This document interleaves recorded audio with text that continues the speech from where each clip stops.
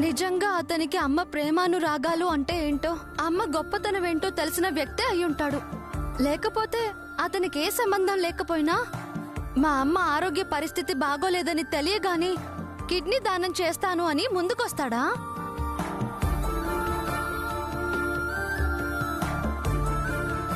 ఈ సృష్టిలో అమ్మ ప్రేమని మించింది మరేం లేదు తులసి.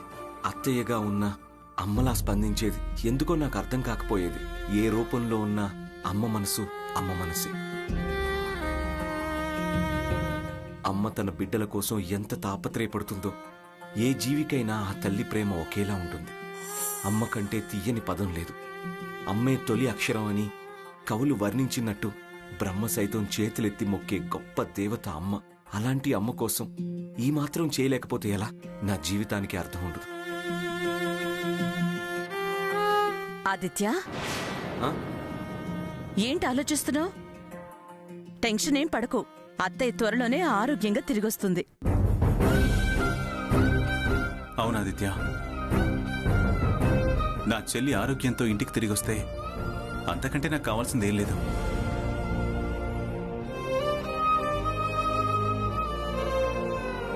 దేవుడు ఎందుకిలా పరీక్షిస్తున్నాడా అని ఎన్ని రోజులు బాధపడేవాణ్ణి.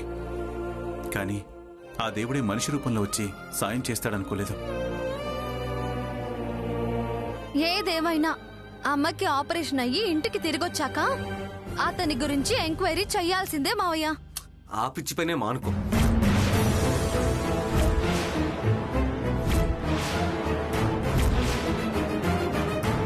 అతను ఎవరో బయటకు తెలియకూడదని అనుకుంటుంటే నువ్వేంటి తెలుసుకోవాలి, ఎంక్వైరీ చేయాలి అంటావు. అత్తయ్య ఆరోగ్యంగా ఇంటికి వస్తుందని సంతోషపడదాం. ఆ వ్యక్తి ఎవరో తెలిసినప్పుడు, తారసపడినప్పుడు అప్పుడు కృతజ్ఞత చెప్దాం. అంతే తప్ప అతని కోసం వెతుకులాట అనేది కరెక్ట్ కాదు తులసి. ముందు అత్తయ్య ఆపరేషన్ కావాల్సినవన్నీ చూసుకుందాం. హలో, నేనే ఆదిత్యని మాట్లాడుతున్నానండి. అలాగేనండి, మేము వెంటనే బయలుదేరుతాం. సరే థ్యాంక్ యూ. ఎక్కడికి ఆదిత్య? పొద్దున్నే బయలుదేరి వచ్చేస్తానంటున్నావు.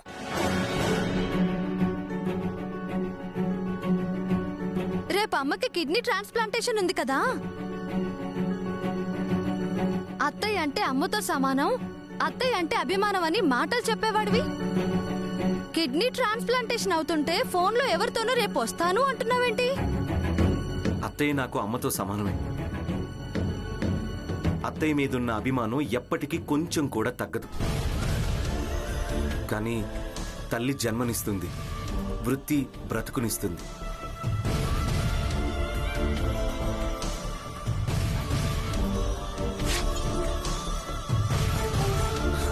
సంబంధ బాంధవ్యాలు అనేవి బాధ్యత, కానీ వృత్తి ధర్మం. వృత్తికి న్యాయం చేయడం మన కర్తవ్యం.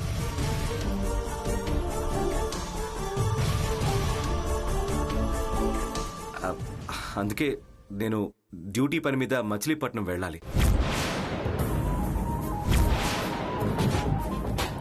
అయినా ఇప్పుడేం డ్యూటీ ఆదిత్య? అదేంటి నాన్న, డ్యూటీనే ప్రాణంగా బ్రతికే మీరే అలా అంటున్నారేంటి? అయినా అత్తయ్యకి తోడుగా మీరందరూ ఉన్నారు కదా, ఆ ధైర్యంతోనే వెళ్తున్నా. అత్తయ్యకి ఏం కాదు, ముక్కోటి దేవతలు అత్తయ్యని దీవిస్తారు.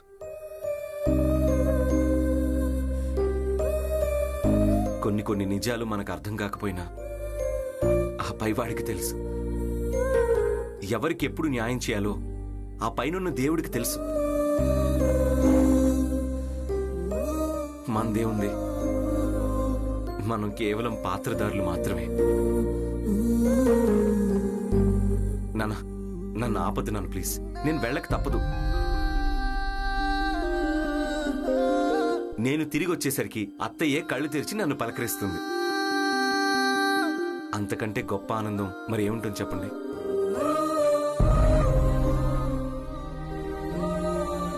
ఆదిత్య, నువ్వు చెప్పేదంతా బానే ఉంది గాని సాధ్యమైనంత వరకు నువ్వు వెళ్లకుండా ఉండడానికి ప్రయత్నించరా? లేదమ్మా, వెళ్ళక తప్పదు. అది చాలా ఇంపార్టెంట్ వర్క్. నువ్వు వెళ్ళక తప్పదు, చాలా ఇంపార్టెంట్ మీటింగ్ అంటున్నావు. సరే వెళ్ళు, కానీ వీలైనంత త్వరగా రావడానికి ప్రయత్నించు. సరే అమ్మా.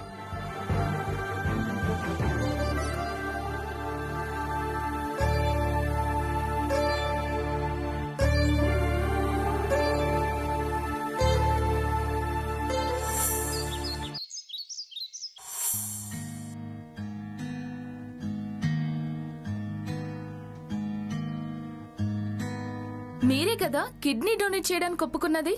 నేనేనండి. మేడం పిలుస్తున్నారు. సరే పదండి. కమిన్, కూర్చోండి. Thank you madam. నువ్వు వెళ్ళి నీ పని చూసుకో.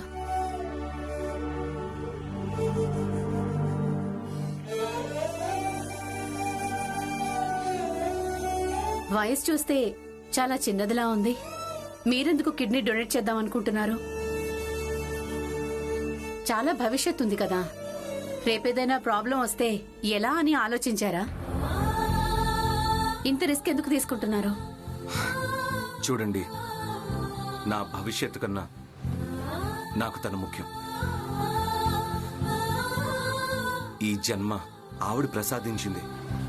అమ్మని కాపాడుకోవడం కొడుకుగా నా బాధ్యత. తను లేకపోతే నా బ్రతుక్కి సార్థకత ఏముంది? తనని రక్షించుకోలేకపోతే ఈ జన్మ వృధా. అమ్మేంటి, కొడుగ్గా బాధ్యత ఏంటి? జన్మే వృధా అంటున్నారు. నాకేం అర్థం కావడం లేదు. ఇందులో అర్థం కాకపోవడానికి ఏముంది? తను నా కన్న తల్లి. నిజమా? అమ్మ విషయంలో అబద్ధం ఎందుకు ఆడతానండి? బాధ్యత కాబట్టి ఇక్కడికి వచ్చాను. మీరు కన్న బిడ్డైతే, తను మీ తల్లి అయితే, ఈ దాగుడు మూతలెందుకు, ఈ దాపరికలెందుకు? మీరు హాస్పిటల్కి వెళ్ళి డైరెక్ట్ గా డొనేట్ చేయొచ్చు కదా. చూడండి, నా జీవితం వెనకాల ప్రపంచానికి తెలియని ఒక రహస్యం ఉంది.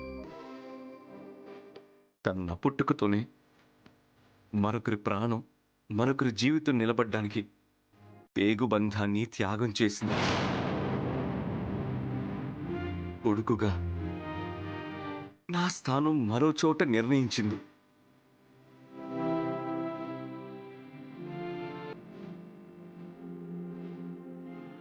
మేడం, ఇప్పుడు నిజం తెలిస్తే చాలా అనర్థాలు జరగచ్చు. ఎవరి ప్రాణం నిలపాలని తను కఠినమైన నిర్ణయం తీసుకుందో ఆ నిర్ణయానికి ద్రోహం చేసిన వాడిని అవుతాను. జరగరాంది జరిగితే తను జీవం పోసిన ప్రాణాన్ని తీసిన హంతకుణ్ణి అవుతాను మేడం. ఎవరు నన్ను ప్రాణంగా చూసుకుంటున్నారో ఆ ప్రాణానికి ప్రమాదం జరగచ్చు. అందుకే నేనుగా బయటపడ్డం, అమ్మకు ద్రోహం చేసిన వాడిగా నిలబడ్డం నాకిష్టం లేదు. అమ్మ దాచిన నిజం ఈ జన్మకు రహస్యంగానే ఉండాలి అని నేను అక్కడికి వెళ్ళాలనుకోలేదు. దయచేసి నా వివరాలను మీరు రహస్యంగా ఉంచి నాకు సాయం చేసి పుణ్యం కట్టుకోండి ప్లీజ్. దాతనయ్యుండి కూడా మీకు చేతులెత్తి దండం పెడుతున్నాను మేడం, ప్లీజ్ ఈ విషయం మీరు ఎవరికి చెప్పొద్దు. అర్థమైంది. సాయం చేస్తున్న మీరే ఇంతగా అడుగుతున్నప్పుడు నేనెందుకు చెప్తాను? ఎవ్వరికి తెలియనివ్వను. ధైర్యంగా ఉండండి. థ్యాంక్స్ అండి. థ్యాంక్స్ మేడం, చాలా చాలా థ్యాంక్స్. రహస్యమైతే రహస్యంగానే ఉంచుతాను. కానీ మీరు డొనేషన్కి ముందు మీ సొంత మనుషుల ఫోన్ నంబర్లు, వివరాలు మాకు తెలియచేయాల్సి ఉంటుంది. రేపు మీకు ఏదైనా ప్రాబ్లం వస్తే మేం వాళ్ళకి తెలియచేయటం మా ధర్మం. మేడం, ఎలాంటి ప్రాబ్లం రాదండి. నా హెల్త్ కండిషన్ పర్ఫెక్ట్ గా ఉంది. 100% guarantee. I'm perfectly all right madam. అయినా కానీ ఫార్మాలిటీ ప్రకారం ఇవ్వాలి. మా రూల్స్ మాకు ఉంటాయి కదా, మీరిచ్చి తీరాల్సిందే.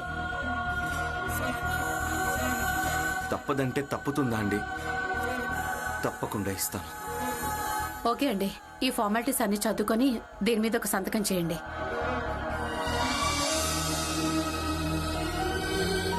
అసలు నామినీ పేరు రాయండి.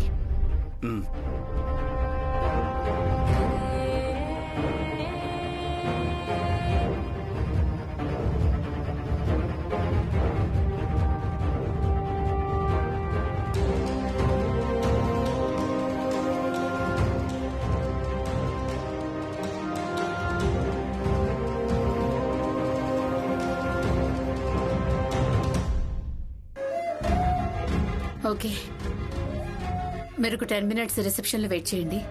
మా అరేంజ్మెంట్స్ పూర్తయ్యాక నర్సుని పంపిస్తాను. సరే, thank you madam, thank you, thank you.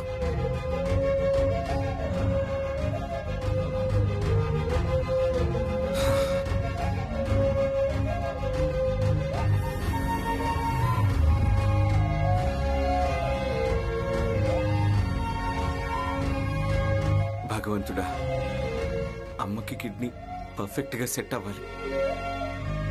అమ్మని ఆరోగ్యంగా సంతోషంగా నేను చూడాలి.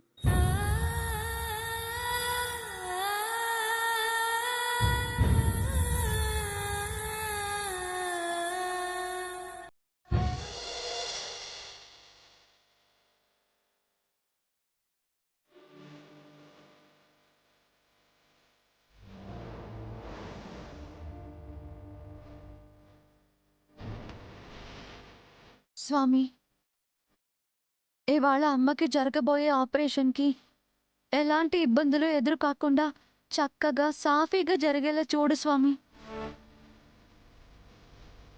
ఆపరేషన్ సక్సెస్ అయ్యేలా చూడు స్వామి.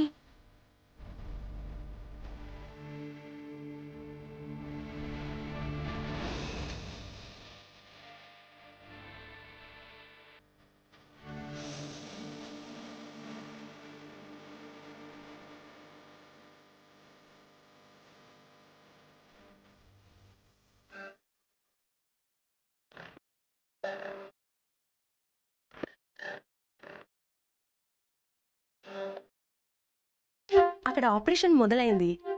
కిడ్నీ ఖచ్చితంగా వస్తుందంటారా? డెఫినెట్ గా వస్తుంది డాక్టర్. అక్కడ డోనర్ రెడీగా ఉన్నట్టుగా థియేటర్ నుంచి ఫోన్ వచ్చింది.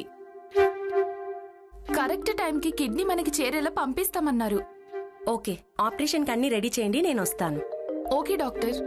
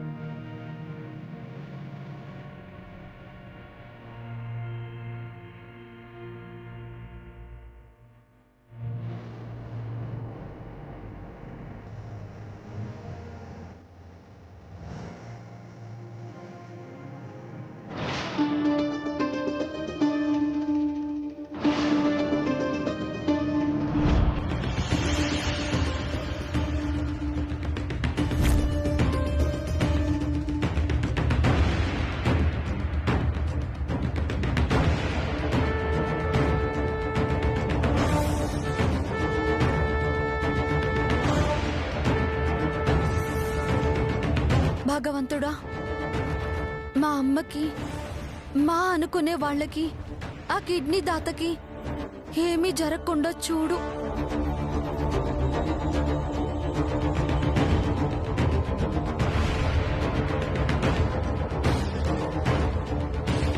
ఎవరికి ఎలాంటి నష్టమో జరగనివ్వకు. అందర్నీ కాపాడు.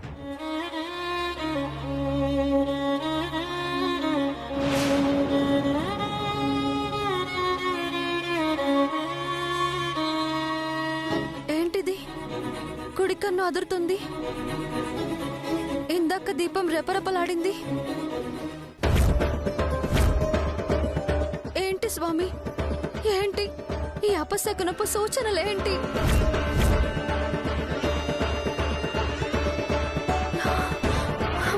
భగవంతుడా, అందర్నీ చల్లగా చూడు.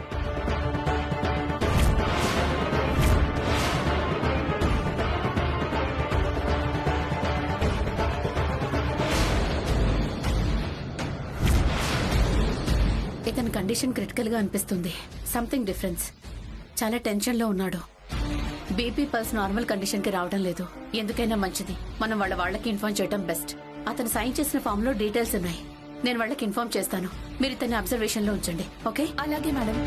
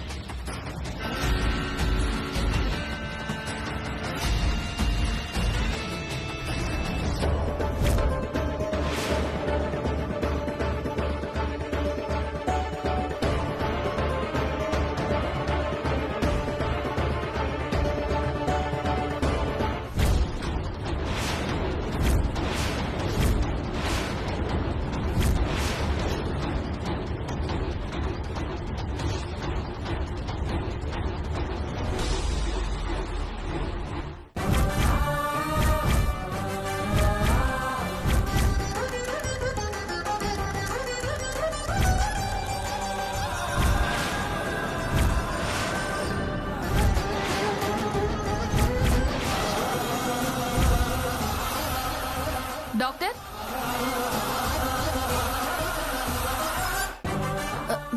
మేడం డోనర్ కండిషన్ నార్మల్ కి వచ్చింది madam. Oh thank God.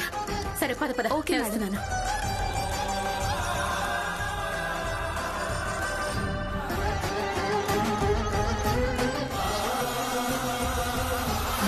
Thank God, everything is normal. Sister quick.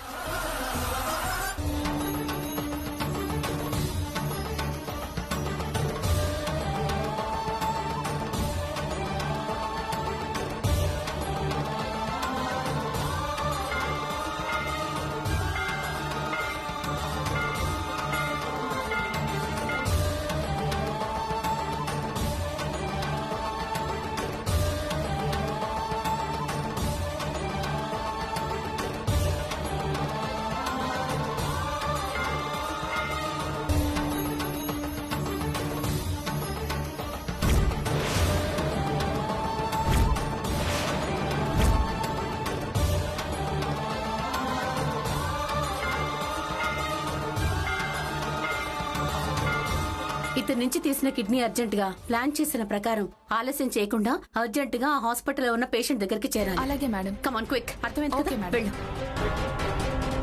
త్వరగా ఇమ్మమ్మా.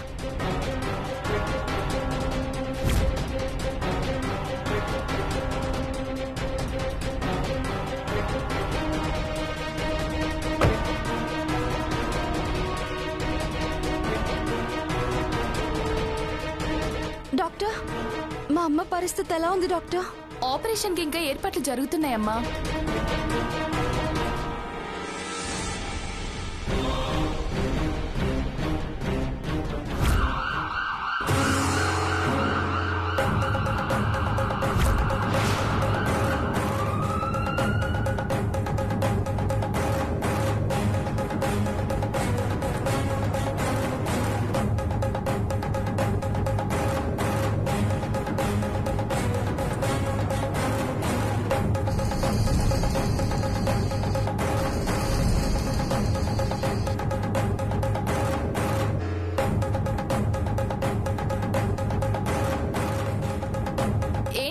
కిడ్నీ వచ్చిందా?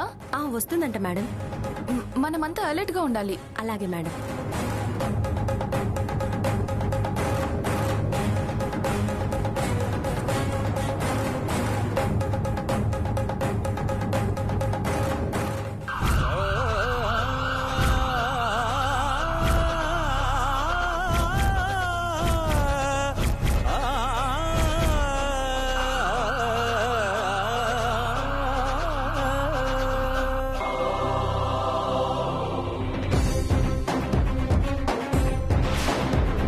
నర్స్, అంబులెన్స్ వచ్చింది, త్వరగా రండి.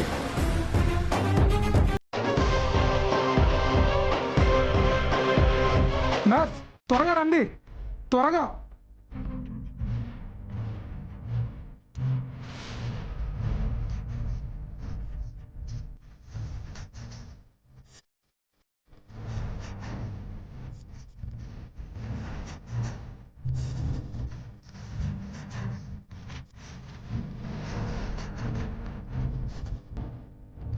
మావయ్య, ఇంకా అమ్మకేం భయం లేదు కదా? కిడ్నీ కూడా వచ్చేసింది. ఇంకా భయం ఎందుకు తులసి? రేపు ఈ పాటికి ప్రియ సంతోషంగా కులసాగా మనతో మాట్లాడుతుంది. అవును తులసి, ప్రియకేం కాదు. నువ్వు ధైర్యంగా ఉండు. దాత ముందుకొచ్చినప్పుడే దేవుడి ఆశీర్వాదం అందినట్టు తనిక నిండు నూరెండు బ్రతుకుతుంది.